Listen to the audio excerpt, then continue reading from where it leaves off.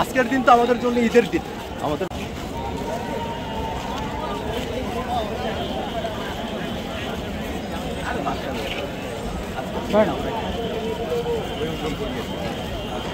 আক্তার ভাই একটু কথাবার্তা বলে যান। আর আজকের দিন তো আমাদের জন্য ঈদের দিন, আমাদের জন্য সব থেকে খুশির দিন আজকের দিন। গত বছর এই দিনে এই সময়টাতে আমি কারাগারে ছিলাম। আমরা যখন খবর পাই তখন গোটা জেলখানায় যখন হই হই রই রই শেখ হাসিনা গেলি কই ছড়ায় পড়ে, আমাদের এত খুশি, এই খুশি আর রাখার মতো কোনো জায়গা ছিল না। আজকে আমি সেই দিনটাতে বাইরে ছিলাম না, আজকে আমি বাইরে আছি 1 বছর পরে এসে, এবং এত মানুষকে বাইরে দেখছি, সবার মধ্যেই খুশির আনন্দ। মানে সেই সময়টাতে 16 বছর তো আমরা কম নির্যাতনের মধ্যে ছিলাম না। আমাদের কত ভাই তাদের গুম হইতে হয়েছে, কত ভাইকে খুন হইতে হয়েছে, কত ভাইকে আয়না ঘরে যেতে হয়েছে, কত ভাইকে হলগুলোর মধ্যে পিটায় পিটায় তারা মারছে আবরার ফাহাদ সহকারে। কত ঘটনা, এত রক্ত, এত ত্যাগের বিনিময়ে। এবং সব থেকে বড় কৃতজ্ঞতা তাদের কাছে যারা গত বছর এই 36 জুলাইয়ের আন্দোলনের সময়টাতে যারা অকাতরে জীবন দিলেন। আবু সাইদ, মুক্ত, ওয়াসিম থেকে শুরু করে রিয়াগব, আমাদের এত ভাই তারা জীবন দিলেন। আমরা তাদেরকে আসলে আমাদের তরফ থেকে আমরা সারাটা জীবন ধরেও যদি কাজ করে যাই, আমরা তাদের ঋণ আমরা শোধ করতে পারবো না। আমরা আল্লাহর কাছে দোয়া করি, আল্লাহ যেন আমাদের যে ভাইরা শহীদ হয়েছেন তাদেরকে যেন পরিপূর্ণ শাহাদাতের মর্যাদা দান করেন।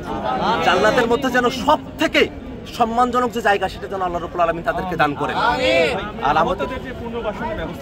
আর আমাদের আহত ভাইরা যারা আছেন তাদের এই যে ত্যাগ, এই যে কষ্ট, এই কষ্টের মধ্য দিয়ে তারা এখনো অনেকের পা এখনো ভেঙে আছে, তারা হাঁটতে পারছেন না।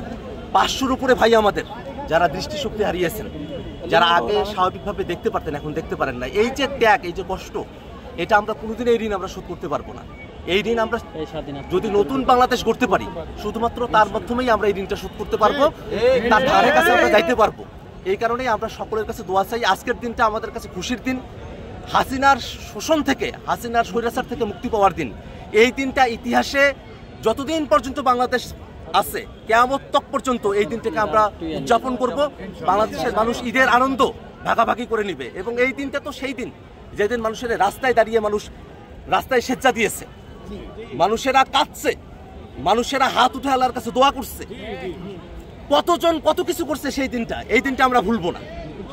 হাসিনার গণভবনে মানুষ গেছে, গণভবন সেখান থেকে হাসিনার যা কিছু, একটা বালিশ, একটা কম্বল, সেগুলো মানুষেরা নিয়ে আসছে।